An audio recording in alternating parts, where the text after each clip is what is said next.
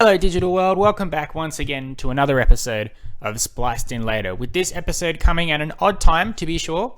I didn't do my normal episode on Tuesday because I had hoped to do one on Thursday so I could give you a review of the new film The French Dispatch. But unfortunately here in Australia, or at least maybe just Canberra, the cinemas are not all showing it. Only a few are showing it at certain times and none of them are near me. So I haven't really found the time to get out there and see it, which is a shame. But I will keep looking at my timetable and things, and hopefully there'll be at some point I'll be able to go see it, at least in time for the top 20 movies of 2021, because I hear it is very good. It may not get a review, but I hope to at least see it. I have seen a couple other films quite recently, which will not get their own review just because it's been ages since they came out, and no one really cares at this point. But they may crack the top 10 list, so it will be an interesting episode to be sure. However, I was able to get to an advanced screening of a new film today, so I thought I'll give you the review now. Then it balances out our episode for this week. And then next week, there will not be an episode on Tuesday, but there definitely will be one on Thursday when I go and see, very excited, the new Spider-Man No Way Home movie.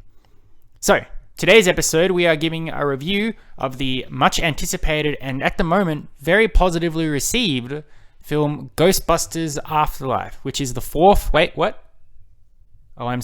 It's the third Ghostbusters film. There are only 3. There apparently was never any others, or at least that's what this movie wants you to think. Anyway, it has got good reviews. It has been directed by Jason Reitman, who was the son of Ivan Reitman, who directed the original Ghostbusters.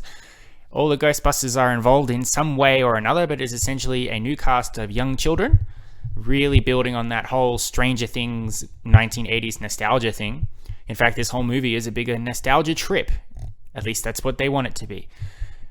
What do I think about it? Let's give the review, and I have to apologize in advance because this isn't going to be a positive one, which is unusual to be sure. I'm often very positive, or I try to be positive about almost everything I see.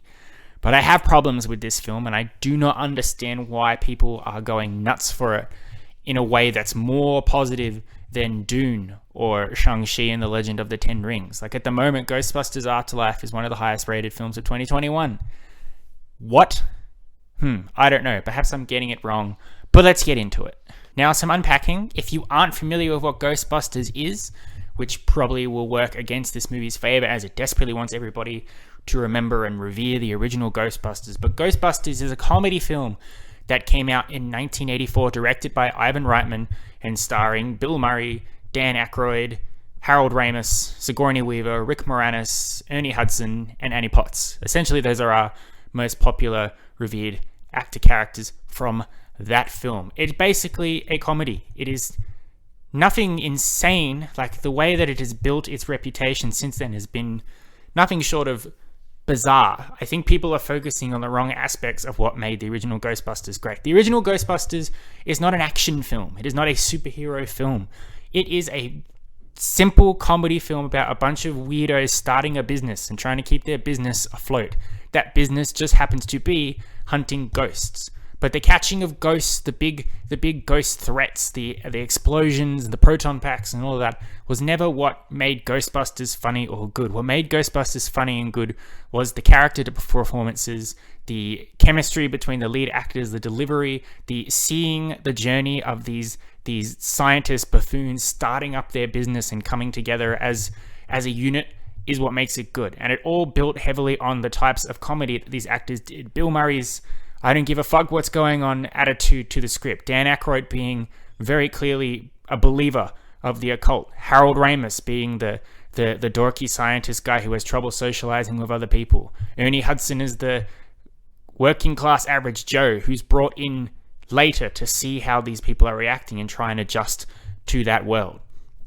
But of course, Ghostbusters was funny, Ghostbusters was entertaining, became a big, massive hit, and from there it launched everything from TV series to sequels such as Ghostbusters 2, animated series, toys, games, all of that stuff. And as the years have gone on, I know Ghostbusters 2, people don't look very favorably on that one. I don't mind Ghostbusters 2.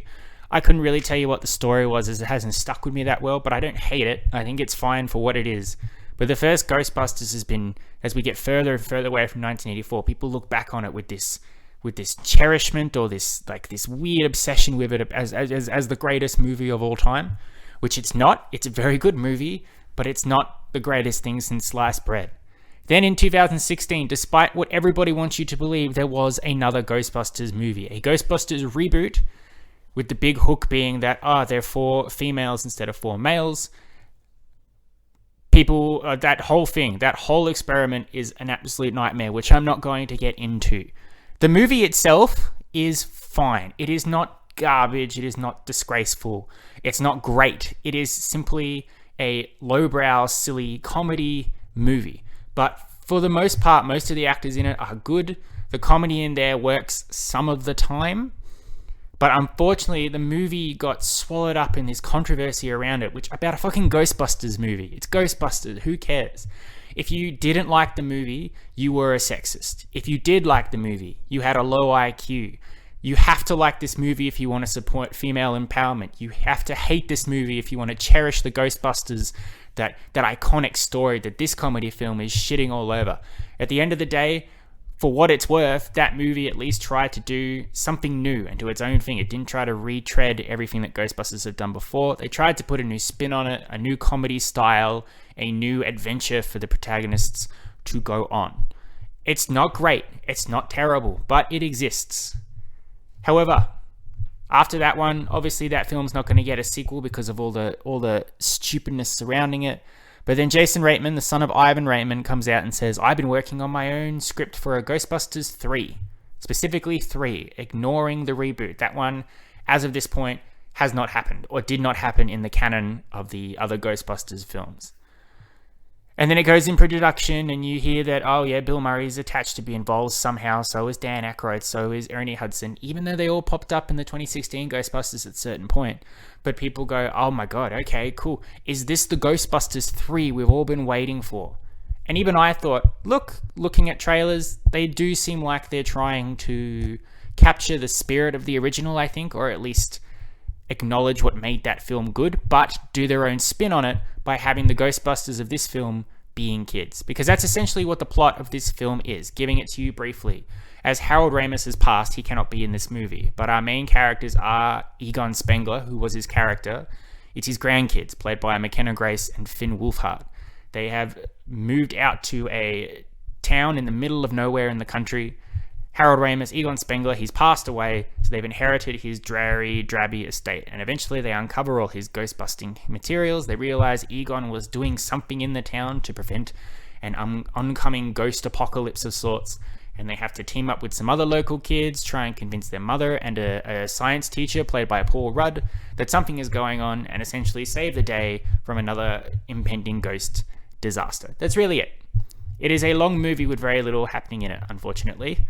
But I also don't want to tell you too much more about it because, again, I don't like to spoil plots for movies. If you want to know what it is and you're intrigued after watching or listening to this review, go out and check it out for yourselves.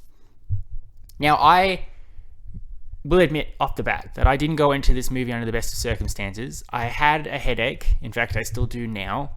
So it was hard to deal with the loud crashing in the music and the ghost jumping out at me. So I'll say that off the bat. Perhaps I will like this a bit more on another viewing in better circumstances, but I don't think it'll be that much because there are many things that are wrong with this movie that have really disappointed me and infuriates me in certain cases, and we'll go through them.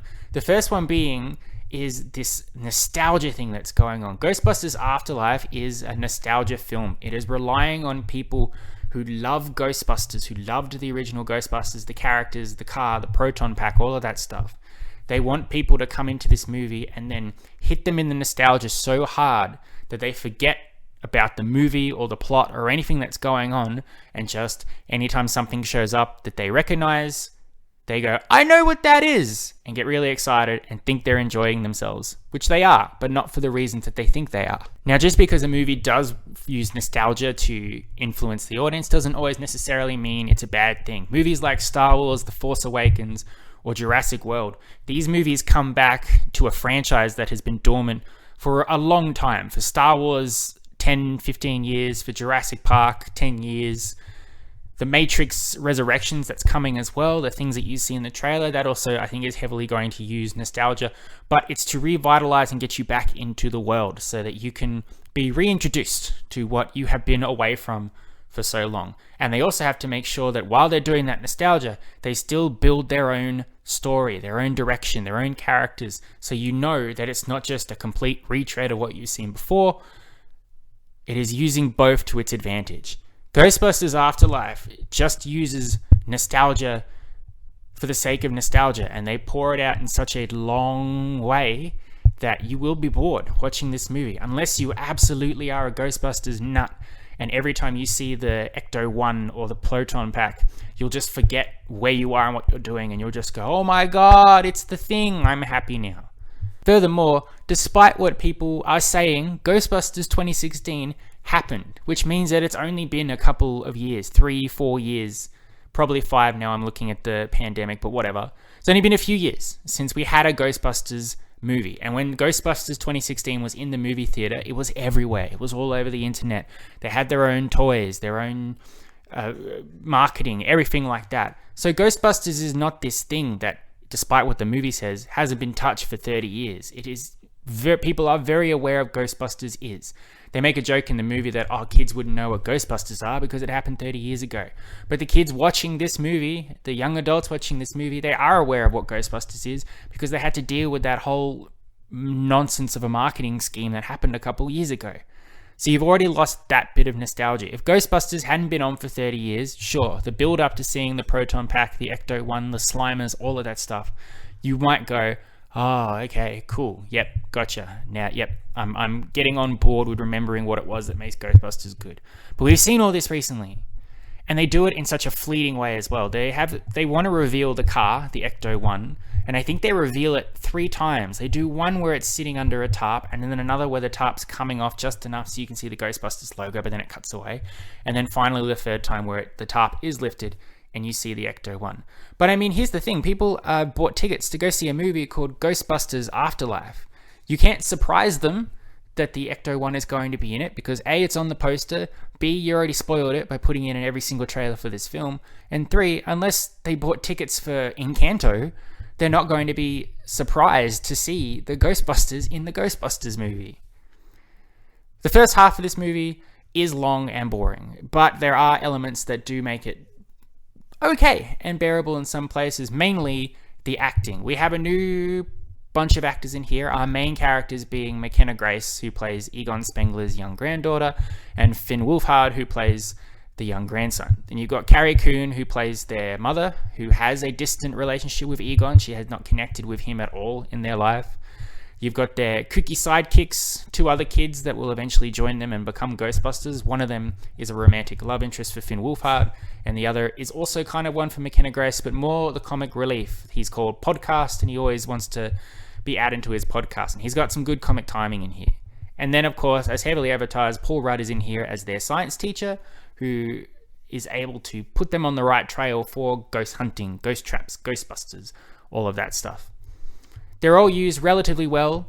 Paul Rudd, maybe not so much. I do not think they took advantage of his ability to be funny. He's sort of barely in it. He disappears for long stretches at times, which I don't know if that's due to pandemic stuff or Paul Rudd being unavailable doing other stuff, but he's definitely not used to his full advantage. But McKenna Grace is wonderful. She's great in everything I've seen her in, and she does really well with her comedic timing and basically proving that, yes, she could be Howard Race's granddaughter, absolutely.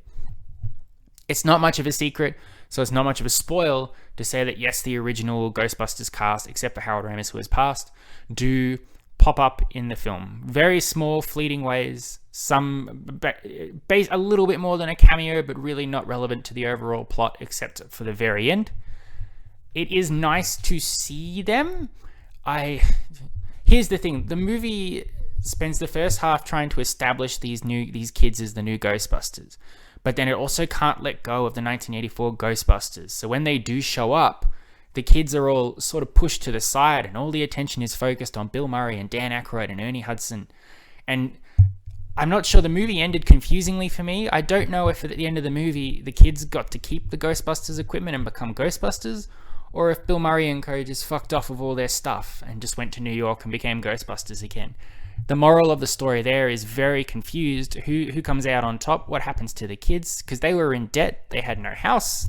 There was a lot going on. They had a lot of financial troubles. Are they okay now? I don't really know. There's another thing that needs to be addressed, and it's not... I don't like to spoil things, but it's something people should know because it's a thing that's becoming more often in certain films, and it's shitting me off. Harold Ramis is dead. He's gone on. He's passed. He is dead. It's very sad. He's been dead for some time, so it's not fresh or anything, but Harold Ramis is no more. This movie does that sin of CGI Harold Ramis. They make a fake him to have him stand with the original Ghostbusters. For the plot explains why he's there and what's actually happening. In a movie like Ghostbusters, you can probably figure out for yourself how he gets involved. But of course, this is not Harold Ramis. He can't speak to anybody. And I feel like I cannot tell if it is another actor that they just CGI'd Harold Ramis's likeness onto or not. I'm not sure. But here's the thing. You got to stop doing that, Hollywood. It's not a tribute to a dead actor to take their likeness and their appearance and digitally edit them into a movie and make it seem like they're acting alongside everybody else. It was disturbing with Peter Cushing in Rogue One. It's still going on in many other movies, some that fly under the radar and others not so much, depending on how good the CGI is or whatever. But Harold Ramis, he has passed. You can do, if you want to say that he's in the movie, have a fleeting glance, have a hand, something like that. Don't make him appear by digitally editing him, because it takes away from his tribute to filming by just saying, oh, we can just replace anyone who dies with a CGI version of themselves. When we get to Alien's sequel, Bill Paxton has died, but don't worry, we can CGI him in. I don't know if that's a good example, but that's just the first person that popped to my mind of another actor who has passed. And annoyingly, after Harold Ramis's appearance, or non-appearance, the film says, for Harold, as if that's a tribute, as in, we remember our dear friend by taking his likeness and putting him in a movie, and it's not a tribute. And it's not like you can say, oh, if he were looking down, he'd be happy they did this. I don't understand it. And it's apparently people get away with it sometimes. It may be okay. It may just be a personal thing for me. But I was worried they were going to do it. And the moment he appeared, and I knew it wasn't him, it took me out of the movie and it made me mad. I'm also mad because I feel like people may not know Harold Ramis has died, so they'll just go, oh, it's the other Ghostbuster. Cool, they're all back. They won't think about what's going on there. Overall, I don't want to talk too much about this movie. It has annoyed me. It is probably my second hated movie of the year. Number one being Monster Hunter. It's long. It's boring. Its nostalgia is too on the nose and heavy-handed and doesn't work, considering that regardless of what everybody says, Ghostbusters has not been gone for 30 years. It had a 3-year break and it's back. The new characters and the new story are wasted. Oh, and there's one other thing I need to say. I've just remembered. Again, it's kind of a spoiler, but it's not. For Ghostbusters 2016, whether you love it or hate it, what it has going for it is that it tried to do its own story and its own thing. Its characters played by females didn't be the exact same characters that they were copying. They had their own personalities, their own motivations, their own drive. They knew they were coming from a comedy franchise, so they made a comedy film and they introduced a new ghost, a new mythology, a new mystery crime for them to solve. This Ghostbusters Afterlife, its ghosts, its story beats, its mission that the new Ghostbusters have to go on is beat for beat the same plot from Ghostbusters 1984. Gozer, the Keymaster and the Gatekeeper, what needs to be done for Gozer to come back, what the dog creatures need to do to become the Gatekeeper and the Clue Master, the Keymaster, whatever. It is literally the exact same plot, the same beats, which means you know what they need to do. There's nothing new brought to it. Even all of our new characters, because they're all related to Harold Ramis's Egon Spengler for the most part, there's nothing new. It's all just the same again. If I want to watch 1984 Ghostbusters story, I'll watch 1984 Ghostbusters. I don't need to see it done again, but twice as long and very boring. So yeah, I'm not happy. I should have been prepared. It is, at the end of the day, it's just a Ghostbusters movie.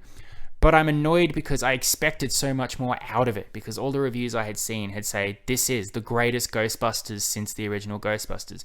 Ghostbusters finally done right. Harold Ramis would be proud to know that this movie had been made. Bill Murray has approved the script as being one of the funniest he's ever read. It's all bullshit. It's more lies to get people to get behind a movie that is subpar. I feel bad for the actors in it. I think they did good. I enjoyed seeing them. I would have liked to have seen them in an actual new Ghostbusters story instead of retreading the own stuff. I give Ghostbusters Afterlife a 5 out of 10, which seems generous considering how I'm going, but you know me, I do like to look for the positives, and I did like McKenna Grace and Finn Wolfhard and all the new characters. The actors did a great job playing those roles, and there were moments every now and then where I did giggle or laugh or found myself going, okay, all right, this is good. But it was completely overwhelmed by a heavy reliance on nostalgia that didn't work, a horribly done tribute to Harold Ramis, which doesn't work, a mix-up of not showing if they wanted to the original Ghostbusters or the new Ghostbusters and who to focus their attention on, and at the end of the day, what actually happened, what was the point of the movie, I don't know, I can't say. I don't recommend it. I don't think you should go see it, but again, as I've said before, people need to make up their own minds. So as much as I'm shitting on it, if you really want to see Ghostbusters Afterlife, go and see it. If you've already seen it and you like it, that's also great. Everybody should like what they like. For me personally though, the more I think about it, the more annoyed I get. So I can't talk about it anymore, or I'm just going to be unfair to it. There you are. Thank you for listening. I hope you've enjoyed. It's nice every now and then to have an episode where I don't go, it's the greatest movie ever made, I suppose. It's good to keep things fresh. I'll be back in a few days for my very excited review of Spider-Man No Way Home, which I'm also a little apprehensive about. If you are any of my friends, you will know that as much as I like Spider-Man and I like the Marvel Cinematic Universe, there have been things that I've been complaining about in terms of what the movie may or may not be about, and that marketing and the advertising and what's going on there. I expect I'll really enjoy it, but I'm cautious, which is a good thing. I'd be very surprised if I said I hated it, but you will definitely want to check in to see if Marvel can hit it out of the park again for me, or if this will be the first one where I go, well, we will have to wait and see. Until then, look after yourselves, stay safe, and I will catch you on the next episode of Spliced In later. Adios, muchachos. I'll catch you next time.